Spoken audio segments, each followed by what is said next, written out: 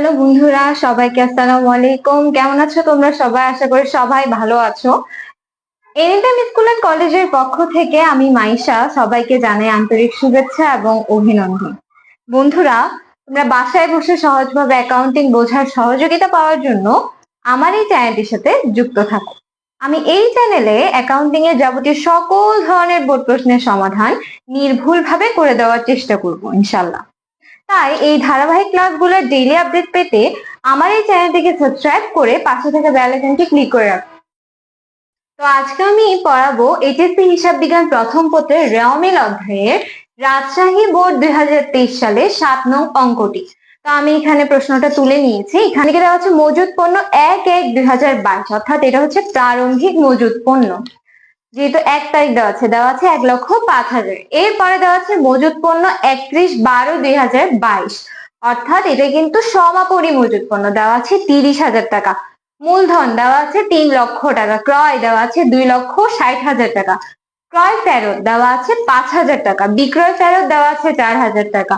বিক্রয় দেওয়া আছে 3,90,000 টাকা। ব্যাংক জমার উদ্ধৃত্ত 1/1/2022, এটা হচ্ছে আমাদের প্রারম্ভিক ব্যাংক জমার উদ্ধৃত্ত। এটা হচ্ছে দেওয়া আছে কত? 18,000। ব্যাংক জমা উদ্ধৃত্ত 31/12/2022 দেওয়া আছে 2,45,000। এরপরে শিক্ষানবিশ স্যালামি দেওয়া আছে 42,000। শিক্ষানবিশ ভাতা দেওয়া আছে 85,000। অনাদায়ী পাওনা সঞ্চিতি 4,500 টাকা। মজুরি দেওয়া আছে 24,500 টাকা। বকেয়া বেতন দেওয়া আছে 12,000 টাকা। নগদ তহবিল দেওয়া আছে 30,000 টাকা। আমাদের প্রশ্নে বলা হয়েছে কতে যেসব দফা রেওয়ামিলে অন্তর্ভুক্ত হবে না তার পরিমাণ কত। খতে আমাদেরকে বলা হয়েছে একটা রেওয়ামিল তৈরি করার জন্য, এবং গতে বলা হয়েছে মুনাফা জাতীয় আয় এবং মুনাফা জাতীয় ব্যয়ের পার্থক্য কত। তো বন্ধুরা, আমি এখানে 7-এর ক নাম্বারটা তুলে নিয়েছি, অর্থাৎ যেসব দফা রেওয়ামিলে অন্তর্ভুক্ত হবে না বিবরণ টাকা ব্যবহার করেছি।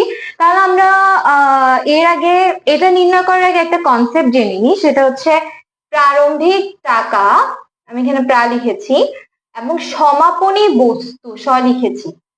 এই দুইটা জিনিস কিন্তু রেওয়ামিলে কি হয় না? অন্তর্ভুক্ত হয় না। তাহলে আমরা এখানে দেখি যে আমাদেরকে মজুদ পণ্য 1/1 দেওয়া আছে, এটা কিন্তু আসবে মজুদ পণ্য 31/12/2022, এটা কিন্তু সমাপনী বস্তু, তাই এটা কি আসবে না। যেসব দফা রেওয়ামিলে অন্তর্ভুক্ত হবে না সেটার মধ্যে মজুদ পণ্য 31/12/2022 একটি।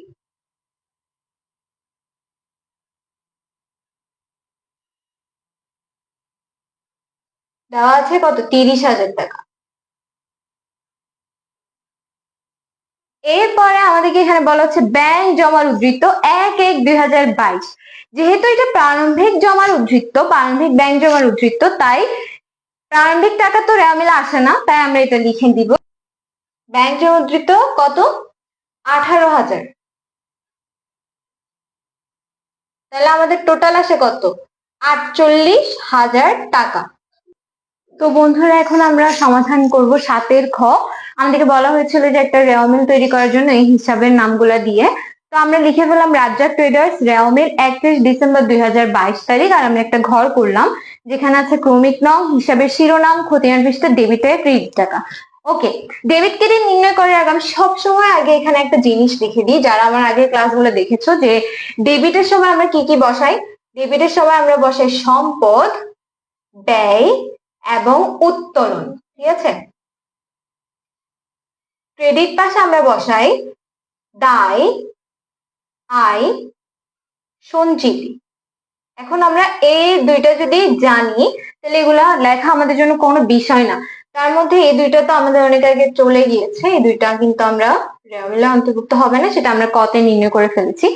মজুদ পণ্য 1/1/2022, এটা হচ্ছে প্রারম্ভিক মজুদ পণ্য। আমরা বুঝতেই পারতেছি যে এটা একটা সম্পদ, তাই এটা কোথায় বসবে? ডেবিট পাশে। আমরা এখানে লিখবো 1 মজুদ পণ্য 1/1/2022, ডেবিট পাশে বসবে 1,05,000।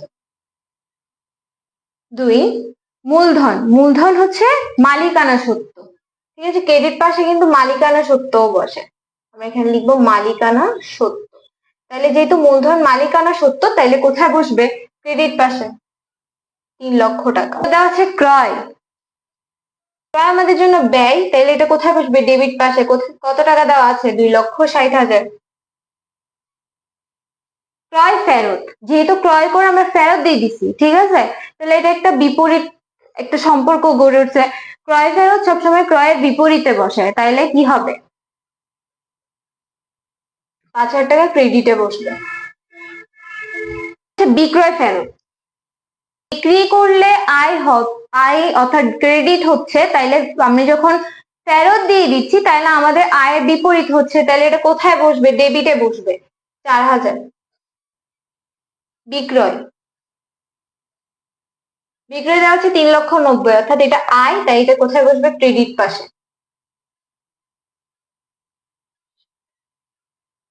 ব্যাংক জমার উদ্ধৃত্ত, এটা সম্পদ, তাই এটা কোথায় বসবে? ডেবিট পাশে। শিক্ষানবিশ স্যালামি, যেহেতু শিক্ষানবিশ স্যালামি আমাদের জন্য কিন্তু আয়, ঠিক আছে, স্যালামি বলতে এখানে আমাদের প্রতিষ্ঠানের জন্য আয়কে বোঝানো হচ্ছে, অর্থাৎ শিক্ষানবিশ প্রশিক্ষণের মাধ্যমে আমরা যে স্যালামিটা পেয়ে থাকি, হ্যাঁ, যে আয়টা পেয়ে থাকি সেটাই, তাহলে আয় কোথায় বসে? ক্রেডিট পাশে। শিক্ষানবিশ ভাতা, শিক্ষানবিশ ভাতা অর্থাৎ আমি শিক্ষানবিশ প্রশিক্ষণ দিতে যে খরচটা করি সেটাই কিন্তু আমাদের ভাতা, তাহলে কোথায় বসবে? এটা ডেবিট পাশে, যেহেতু ব্যয় কোথায় বসে? ডেবিট পাশে বসে। অনাদায়ী পাওনা সঞ্চিতি, ওকে, সকল ধরনের সঞ্চিতি কোথায় বসে? ক্রেডিট পাশে বসে, তাহলে 4,500। মজুরি, মজুরি ব্যয়, ব্যয় কোথায় বসে? ডেবিট পাশে বসে, 24,500। বকেয়া বেতন,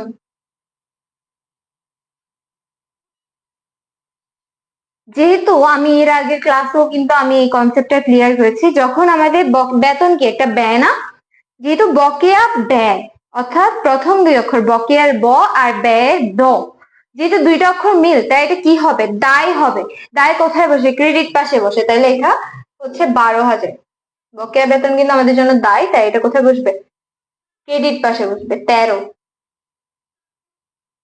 নগদ তহবিল, বুঝাই যাচ্ছে এটা সম্পদ, তাই এটা কোথায় বসবে? 30,000 টাকা ডেবিট পাশে বসবে।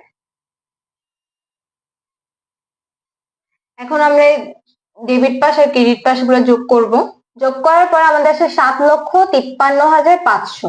ক্রেডিট পাশে আসে কত? 7,53,500। তাহলে এটাই আমাদের কি উত্তর মোট। আমাদেরকে সাথের গতে বলা হয়েছে মুনাফা জাতীয় আয় এবং মুনাফা জাতীয় ব্যয়ের পার্থক্য নির্ণয় করার জন্য। তো প্রথম আমরা আগে জেনে নিব যে মুনাফা জাতীয় আয় কি এবং মুনাফা জাতীয় ব্যয়টা কি। ওকে, তো মুনাফা জাতীয় আয় হচ্ছে যে আয়ের পরিমাণ অর্থাৎ টাকার পরিমাণ কি হয়? কম হয়, অথবা যেটার মেয়াদকাল একটু কম হয়, যেটা স্বল্প মেয়াদের হয়, সেটাই হচ্ছে আমাদের জন্য মুনাফা জাতীয় আয়। মুনাফা জাতীয় ব্যয়ও একই কথা, অর্থাৎ যেটার মেয়াদ খুবই স্বল্প থাকে এবং যেটার পরিমাণ দেখে তুমি বুঝতে পারবা যে এটা কম অ্যামাউন্টের, তখনই হচ্ছে এটা কি মুনাফা জাতীয় ব্যয়। তো আমরা এখন শুরু করি মুনাফা জাতীয় আয়। মুনাফা জাতীয় আয়ের সময়কালটা হচ্ছে 1 বছর বা তার চেয়ে কম সময়। মুনাফা জাতীয় ব্যয়ের সময় হচ্ছে 1 বছর বা তার চেয়ে কম সময়। তো মুনাফা জাতীয় আয়ের মধ্যে আমার সর্বপ্রথম আসবে কিন্তু বিক্রয়, ঠিক আছে, বিক্রয় মেয়াদ কিন্তু খুবই স্বল্প থাকে, আমরা কম সময়ের মধ্যে আমরা কি করতে পারি? বিক্রি করতে পারি, তাহলে এটা কি হবে? মুনাফা জাতীয় আয়। তবে আমাকে কিন্তু বিক্রয় ফেরত দিয়েছে, তাই এটা আমাকে কি করতে হবে? বাদ দিতে হবে বিক্রয় ফেরত লিখে। বিক্রয় ফেরত দেওয়া আছে কত টাকা? 4,000 টাকা। তাহলে আমাদের এখানে 3,86,000। এটা হচ্ছে শিক্ষানবিশ স্যালামি 42,000 টাকা। তাহলে আমরা এই দুইটা টোটাল যোগ করি, আমাদের আর কোনো কিন্তু আয় নেই, এটা 4,28,000। এটা হচ্ছে আমাদের মুনাফা জাতীয় আয়। এখন আমরা এখান থেকে বের করবো মুনাফা জাতীয় ব্যয়। তবে মুনাফা জাতীয় ব্যয় নির্ণয়ের ক্ষেত্রে কিন্তু একটু আলাদা। আমরা ব্যয় আমাদের সাধারণত হচ্ছে 3 প্রকার আমরা বলতে পারি। ফার্স্ট হচ্ছে বিক্রিত পণ্যের ব্যয়, সেকেন্ড হচ্ছে পরিচালন ব্যয়, থার্ড আমরা বলতে পারি অন্যান্য ব্যয়। তো মুনাফা জাতীয় ব্যয়ের মধ্যে যদি আমরা আগে নির্ণয় করতে যাই, তাহলে আমাদেরকে কি দিতে হবে? বিক্রিত পণ্যের ব্যয়টা অ্যাড করতে হবে। যেমন প্রারম্ভিক মজুত পণ্য, অর্থাৎ মজুত পণ্য 1 যেটা দেওয়া আছে সেটা আমরা প্রারম্ভিক মজুত লিখতে পারি 1,05,000। এরপর আমরা লিখি ক্রয়। ক্রয় ক্রয় কত দেওয়া আছে? 2,60,000। ক্রয় থেকে আবার কি বাদ দিতে হয়? ফেরত বাদ দিতে হয়। ক্রয় ফেরত কত দেওয়া আছে? 5,000 টাকা ফেরত দেওয়া আছে। তাহলে আমার এখানে আসে 2,55,000। ওকে, এরপরে আমাদের এখান থেকে আছে মজুরি। মজুরিও কিন্তু বিক্রিত পণ্যের ব্যয়। মজুরি দেওয়া আছে 24,500। আমরা এই তিনটাকে যোগ করব, যোগ করে কত আসে? 3,84,500। আমরা জানি বিক্রিত পণ্যের ব্যয় থেকে কি বাদ দিতে হয়? সমাপনী মজুত পণ্য।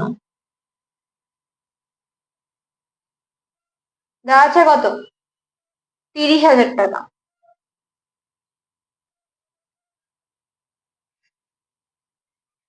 আসে 3,54,500 টাকা। এখন আমরা আমাদের যে অন্যান্য ব্যয়গুলো আছে ওগুলোর আবার নাম দিতে হবে না, আলাদাভাবে বিক্রিত পণ্যের ব্যয়টা দেখালেই হবে। আমাদের এখানে আমরা দেখতে পাচ্ছি শিক্ষানবিশ ভাতা আছে আর অনাদায়ী পাওনা সঞ্চিতিটা আছে। তাহলে আমরা এখানে লিখবো শিক্ষানবিশ ভাতা 85,000 টাকা। অনাদায়ী পাওনা সঞ্চিতি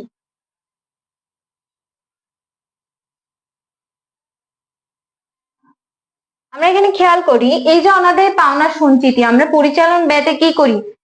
যেটা দেওয়া মিলে দেওয়া থাকে সেটাকে কি বলা হয়? পুরাতন অনাদায়ী পাওনা সঞ্চিতি, রাইট? এখন আমরা পুরাতন অনাদায়ী পাওনা সঞ্চিতি কিন্তু পরিচালন ব্যয়তে কি করি?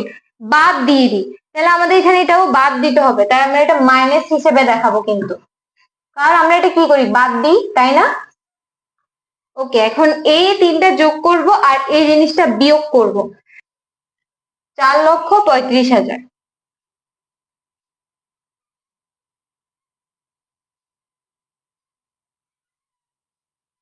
আমাদেরকে বলা হয়েছে পার্থক্য নির্ণয় করার জন্য।